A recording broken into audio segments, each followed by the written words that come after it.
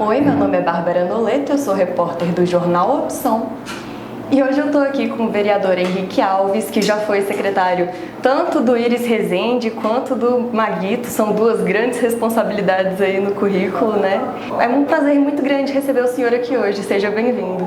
Eu que agradeço, viu, Bárbara? Uma honra, né? Um prazer sempre estar vindo aqui no Jornal Opção. Como você falou, eu tive dois professores, né? E um privilégio de trabalhar com dois líderes, né? Duas pessoas que marcaram a história de Goiânia e também do estado de Goiás.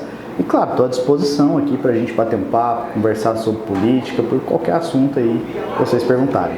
Então eu vou começar pelo que tem mais interesse, tanto de nós jornalistas, quanto eu acredito dos nossos seguidores e leitores, que é falar um pouquinho sobre o Centraliza. Primeiro vamos apresentar o que é esse projeto para quem não sabe, eu acho que é interessante. Claro, Bárbara. Sim, o Centraliza, na verdade, ele começou com o Plano Diretor de Goiânia, né? Como secretário do Iris, eu fui o coordenador executivo do Plano Diretor.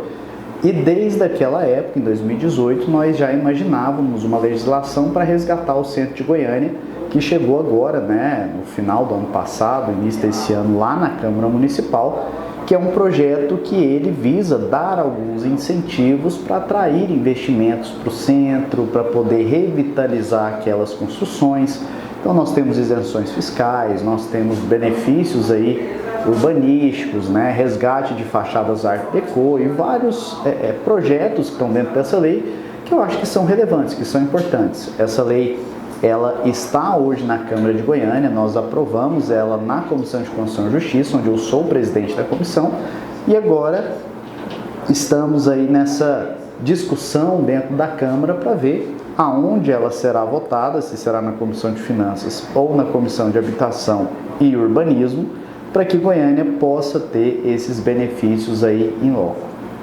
E como que a CCJ recebeu o texto? Tiveram muitos debates, principalmente sobre a questão da isenção fiscal. Você pode falar um pouco sobre isso? Claro, sem dúvida, né? Claro que é uma lei que chama atenção, é uma lei que tem várias discussões, até porque a tentativa de revitalizar o centro, ela não é nova, é uma tentativa antiga, né? O centro, ele vem perdendo comerciantes, vem perdendo moradores ao longo aí de algumas décadas, então é necessário discutir e debater essa lei para que tenhamos uma lei bem sucedida, né? Não pode ser uma lei de uma gestão, tem que ser uma lei de Estado, uma lei que a Prefeitura, independentemente da gestão, venha a executar aquelas políticas públicas que estão lá. Então sim, nós tivemos debates na CCJ em relação a estudo de impacto de vizinhança, se isso vai ser exigido, se isso não vai, estudo de impacto de trânsito, outras questões, como por exemplo a isenção de estacionamentos no centro de Goiânia, né? Então,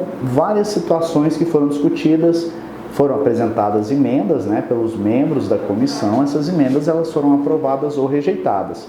E esse projeto, da forma como ele saiu da CCJ, foi aprovado na primeira votação do plenário e agora está na mesa diretora da Câmara para ser distribuído ou para a Comissão de Finanças ou para a Comissão de Habitação e Urbanismo.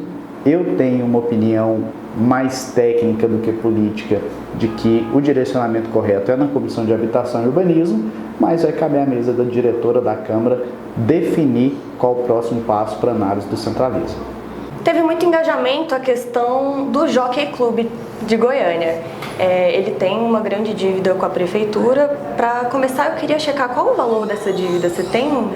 Olha, eu não sei especificamente falar o valor da dívida, até porque essa dívida ela cresce ao longo dos meses, né? Porque incorre juros, né? Demora, multas, então isso vai se elevando ao longo dos meses, ao longo dos anos. Então, eu não sei qual que é o status atual dessa dívida do Jockey. Agora, de fato, o Jockey é um equipamento importantíssimo no centro de Goiânia e é um equipamento que, infelizmente, se encontra abandonado. Eu, inclusive, meus pais eram joqueanos, né, sócios do Jockey Clube também, e o Jockey Clube ao longo dos anos ele foi acabando, ele foi sendo abandonado, né, ele não serve aquele propósito mais. O projeto do Centraliza, ele não especificamente trata da questão do jockey, mas ele, claro, dá alguns direcionamentos que podem ser utilizados como solução para o Jockey Clube, né? Existem projetos aí de incorporadores, né, de entidades privadas no sentido de resgatar, né, de tentar dar um uso para aquele espaço, né, um uso comercial, né, pelo menos da parte do estacionamento do Jockey Club, manter o restante. Então existem algumas propostas. Agora, isso tudo, obviamente, passa por uma vontade da prefeitura, no sentido ou de renegociar, ou então, às vezes, até de dar uma anistia, ou seja, um perdão para aquela dívida do jockey, para que esse projeto possa ser viabilizado. Eu vi em algum lugar a notícia de que existia uma chance de se tornar ali um polo gastronômico, que fosse realmente uma área mais para interações sociais. E eu queria saber se existe algum diálogo que já aconteceu com os donos do Jockey Club nesse sentido.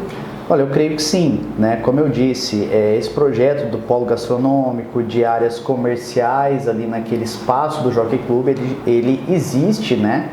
Ele está sendo discutido no âmbito, por exemplo, do CODES, que é o Conselho de Desenvolvimento Econômico do Estado de Goiás, no âmbito de outras entidades, né? Classistas, né? Entidades como é o caso do Secov, como é o caso da ADEME, e eu imagino que isso tenha sido conversado também com os principais interessados, que são os sócios, né, a direção do Jockey Club, mas ainda é muito incipiente, ainda é muito início de conversa, e tudo isso passa, como eu disse, por uma negociação dessa dívida, que é uma dívida milionária, uma dívida muito alta que vem ao longo dos anos. E lembrando, essa dívida não é só com a prefeitura, essa dívida é com a Receita Federal, por exemplo, é uma dívida com o fisco do Estado de Goiás. Então é uma dívida tributária, na verdade, dos três entes, município, Estado e União. Então tem que ser uma conversa que envolva tudo isso para que possamos ter uma solução, até porque o jockey abandonado ele não favorece ninguém, né? Pelo contrário, né? Então a gente tem que ter um espaço ali que realmente se torne um polo atrativo de pessoas no centro de Goiânia.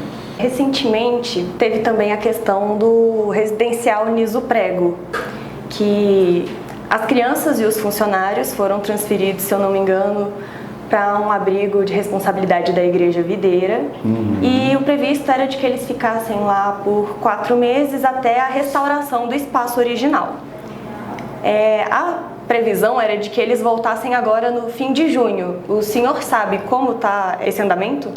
Olha, o Niso Prego foi até uma luta que eu abracei, né? Uma causa, na verdade, que eu abracei, por um motivo muito simples. O Niso Prego é o único abrigo público infanto-juvenil que nós temos em Goiânia. Então, da prefeitura ou do estado ou de todos os entes, é o único abrigo que recebe crianças, jovens que tiveram algum tipo de abuso, né? Algum tipo de vulnerabilidade, abuso sexual, abuso de violência, e que abriga esses jovens e que cuida, né? Até dar um novo encaminhamento. Então, é uma instituição de muita importância, de muita relevância, e com profissionais que têm capacitação, que têm preparo. Então, venho conversando com esses profissionais, com a coordenadora, com a Leda. Nós fizemos audiências públicas na Câmara Municipal. Houve uma decisão judicial, né, que embargou esse abrigo, né, obrigando a prefeitura a executar melhorias naquele espaço, né, melhorias estruturais, melhorias em relação a mais profissionais para atendimento de crianças, e deu prazo, como você falou, até final de junho, até o dia 29 de junho, especificamente para que a prefeitura fizesse essas melhorias e que o abrigo possa novamente ser liberado e estar aí a serviço da população de Goiânia. Eu não sei afirmar se a prefeitura efetivamente realizou essas melhorias. Na audiência pública que nós tivemos na Câmara Municipal, foi prometido por parte da prefeitura, e me parece que eles já iniciaram essas melhorias. Agora, isso tem que ser cobrado e isso tem que ser resolvido, porque, como eu disse, um abrigo público, uma criança, né, que chega numa situação dessa, você tem que encaminhá-la para profissionais que tenham capacidade de receber, que tenham capacidade de lidar com essa situação e, obviamente, que seja imparcial, né, que não tenha vínculo, né, com determinada igreja, com determinada religião, ou com determinado pensamento, né? Isso tem que ser tratado como uma política pública, como é o caso. Por isso, da importância do início prévio. Então, da minha parte, eu vou continuar cobrando a Prefeitura e nós esperamos que no dia 29, após uma vistoria da juíza no local, que se libere o início prévio e que os servidores voltem a trabalhar naquele local. Então, agora eu queria falar um pouquinho sobre as eleições municipais que estão chegando esse ano. E é esperado que tenha uma grande renovação dentro da Câmara. Como que o senhor e os demais vereadores veem esse cenário chegando? Eu acho que com muita tranquilidade, né? Eu acho que as eleições, elas chegam e, obviamente, acho que vai depender de vários fatores a questão da permanência ou não de determinado parlamentar na Câmara. Eu imagino que vai haver uma renovação, acho que isso é natural, né? Nós tivemos, por exemplo, na última eleição, uma renovação, se eu não me engano, de 65% dos quadros da Câmara. Esse ano eu não acho que vai chegar a tanto, acho que vai ser um pouco menos, né? Cerca de 50% por aí. Mas vai depender, obviamente, de cada parlamentar. Eu acho que do trabalho, né? Aquele parlamentar que ao longo dos seus 4 anos conseguiu executar um trabalho, conseguiu se mostrar à população, estava na ponta, ouvindo as demandas, fiscalizando a prefeitura, o que é extremamente importante, é função do vereador também fazer essa fiscalização e, obviamente, a conjuntura político-partidária, né? Depende do partido, né? Nós temos partidos que farão um maior número de parlamentares, né? Maiores bancadas, é o caso do próprio MDB, que nós temos hoje 11 vereadores na casa e nós pretendemos continuar com a maior bancada da Câmara, né, fazendo 10, 11, talvez até mais parlamentares sendo eleitos na próxima eleição e assim por diante. Então acho que é uma série de fatores, uma conjuntura. Claro que terá renovação, não acho que vai ser igual à última eleição, né? Agora, claro que cada parlamentar, aquele que teve a oportunidade de demonstrar seu trabalho, de estar na ponta, de visitar as pessoas, de dar a cara a tapa, esse provavelmente vai ter uma maior chance de ser reeleito. E, claro, vai depender da população pesquisar o seu candidato. Eu sempre falo isso, eu acho que é muito importante. Pesquise o seu candidato. Eu acho que todo mundo tem rede social, todo mundo tem Instagram, tem Google. Digite o nome dele, vê o que ele já foi, o que ele já fez. Se ele tem condição efetiva de te representar na Câmara Municipal. E entre os vereadores hoje do MDB, quem o senhor acredita que vão ser os puxadores de voto? Olha, é difícil a gente falar, né? O MDB hoje, ele tem muitos candidatos aí com chances reais de bater a eleição. Como eu disse, é uma chapa, é a mais forte, é uma chapa que vai fazer o maior número de vereadores na Câmara Municipal de Goiânia na próxima legislatura. Agora, você tem vários candidatos lá com totais condições aí de ter muitos votos, né? A Lucila do Recanto, o Sargento Novandir, você tem o Anselmo Pereira, você tem o Dr. Jean, você tem vários candidatos, o Silvio da Videira, você tem vários candidatos que eu acho que tem grande potencial. É difícil falar porque é uma chapa que, da mesma forma que tem vários candidatos fortes, é uma chapa muito parelha também. Então, é uma chapa com vários candidatos que tem muito voto. Então, é difícil falar quem vai estar na frente, quem vai estar atrás, né? Vai ser disputado, mas como eu disse, é uma chapa que tem tudo para fazer 10, 11, talvez até 12 vereadores na próxima eleição. E quanto ao MDB, com a relação com a Prefeitura, hoje vocês continuam na base governista. Quando que vocês vão desembarcar, vamos dizer assim, da base governista, sendo que vocês já apoiam um candidato? Não, eu acho que é importante nós sabermos diferenciar um pouco aquilo que é governabilidade do prefeito na Câmara, né, e apoiar projetos que são positivos, como é o caso do Centraliza. Obviamente, saber criticar aquilo que não está dando certo, mas apoiar projetos positivos da questão político-eleitoral. Eu acho que o MDB, assim como a União Brasil, o governador Ronaldo Caiado, tem um candidato hoje que é o Sandro Mabel, e eu imagino que o partido vai apoiar esse candidato, né? E obviamente quem faz parte do partido também, por estar na chapa, da mesma forma. Agora, isso não impede de dar a governabilidade na Câmara Municipal de Goiânia. E o MDB, como eu disse, nós somos 11 vereadores, né? Além dos 11 vereadores, o primeiro secretário, que é o vereador Anselmo, é do MDB. O presidente da CCJ, que sou eu, sou do MDB, assim como você tem vários outros vereadores que estão em espaços e comissões relevantes, sem as quais a Prefeitura não consegue caminhar na Câmara Municipal de Goiânia. Então, o MDB ele é o partido mais importante hoje da Câmara Municipal de Goiânia, continuará sendo, mas o MDB, da mesma forma, tem a sua opinião, tem a sua posição eleitoral, né, e vai acompanhar o governador Ronaldo Caiado. E quanto à possível reeleição do prefeito Rogério Cruz, você acha que ele vai levar à frente essa candidatura? Olha, é muito difícil, né, a gente afirmar. O prefeito Rogério ele vem afirmando que é candidato, né, em algumas entrevistas, né, em conversas. Eu acho que ele tem todo o direito de se candidatar, até porque ele é o prefeito, né, tem direito de ir à reeleição. Agora, é uma decisão muito pessoal. Eu acho que vai caber muito ao próprio prefeito, à sua assessoria, ter essa definição se é ou não candidato, né? Eu acho que isso até as convenções que serão no mês de agosto, né? O prefeito vai ter que tomar essa decisão junto com o seu partido, que é o Solidariedade, se será ou não candidato. Eu acho que vai depender muito das entregas, vai depender muito da própria rejeição, vai depender de pesquisas, né?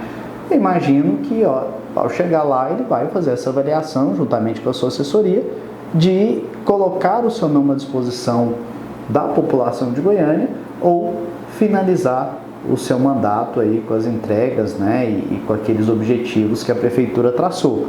Então é difícil afirmar, é uma decisão muito pessoal do prefeito, né? Eu acho que cabe a mim analisar e trabalhar a questão do meu partido, que é o MDB. Mas eu imagino que eles vão tomar a melhor decisão e, claro, baseado em dados, em números, né, para saber se o prefeito tem condições ou não de ser candidato. O ex-presidente Bolsonaro esteve agora recentemente aqui em Goiás e nessa visita eles aproveitaram para anunciar que o Gustavo Gayer não mais vai concorrer à prefeitura. Eu queria saber, na sua opinião, quem são os pré-candidatos hoje que se beneficiam disso? Bom, acho que, na minha opinião, já era uma decisão esperada, essa decisão do Gayer, né? Todos nós sabíamos, né, ou pelo menos ouvíamos falar de que o Gustavo ele tem objetivos muito mais próximos e ligados a Brasília, né, a atuação de deputado federal com o presidente Bolsonaro, do que propriamente com os objetivos locais aqui da Prefeitura de Goiânia, né, de gestão mesmo, né, de planejar os próximos 4 anos da nossa capital. Agora, eu creio que é uma decisão, claro que o Fred não deixa de ser um candidato competitivo, mas não é o Gustavo Gayer. Então, eu acho que os candidatos que estão aí na direita ou na centro-direita se beneficiam muito mais, que é o caso do próprio Sandro Mabrel, né? Que eu acho que pode absorver uma boa parte aí desses eleitores, né? O Gayer, que estava liderando ou em alguns, em primeiro, em segundo colocado, aí, pelo menos na maioria das pesquisas que nós estávamos acompanhando, e eu imagino que nas próximas pesquisas é muito provável um crescimento do próprio Sandro Mabel ou de outros candidatos, né, como é o caso do Sandro, do próprio Vanderlan, que estejam ligados à direita, mas, na minha concepção, até pelo apoio do governador, até pela proximidade que o governador Caiado está tendo com o presidente Bolsonaro, eu acho que é muito provável que uma boa parte desses votos migrem para o candidato Sandro Mabel e que ele possa ter esse resultado já nas próximas pesquisas. Agora, só para finalizar, eu queria perguntar se o senhor tem algum recado que gostaria de deixar hoje para os seguidores e leitores do Jornal Opção. Claro, acho que primeiro agradecer, né, ao Jornal Opção pela oportunidade, né, eu que tive essa oportunidade de estar com o Maguito, de estar com o Iris, né, de aprender principalmente na própria OAB, até porque a minha formação é advocacias, né, e sempre tenho tido na minha vida um compromisso de superar expectativas, de trabalhar, de efetivamente mostrar resultado, mostrar trabalho. Na Câmara não foi diferente, seja na presidência da CCJ, seja no contato com a população, e o recado eu tenho é sempre esse que eu até já tinha afirmado, é importante que as pessoas pesquisem seu candidato, coloquem pessoas que tenham condições de representá-las na Câmara Municipal de Goiânia, né? É um cargo importante, o vereador tem a função de fazer leis, de fiscalizar o prefeito, é a ponta, é onde a população procura para aquele primeiro socorro, para o lixo na porta de casa, para consulta. Então é importante ter pessoas que ao sentar naquela cadeira vão saber fazer um bom trabalho, vão saber o que estão fazendo. Então eu sempre peço isso e falo em qualquer reunião, em qualquer local que eu vou. Então acho que esse é o recado aí para os eleitores, né, para aquelas pessoas que acompanham o jornal Opção, assim como eu, claro, acompanho também. E claro, deixar meu nome à disposição, deixar o trabalho à disposição, quem precisar, a gente está à disposição para poder somar e para poder atender da melhor forma a população da capital. Muito obrigada, vereador. Eu que agradeço, tá bom?